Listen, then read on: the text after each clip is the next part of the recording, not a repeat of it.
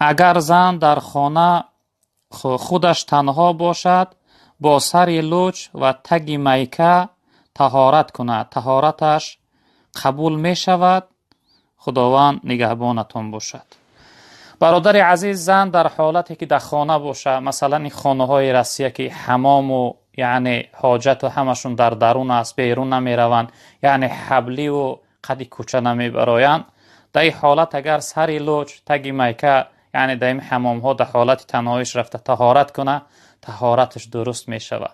لکن به او حالت اگر نماز خانه، نمازش درست نمی شود. یعنی تگی میکه های تنگ باریک یا اینکه سری لج باشد، موی سری زن براش عورت است، باید بار کرده شود. اگر یک تار موی زن در وقت نماز خواندن اگر از تگی رومال بیرون شود، نماز زن فاسد می شود، نمازش درست نمی شود. طهارت کردنش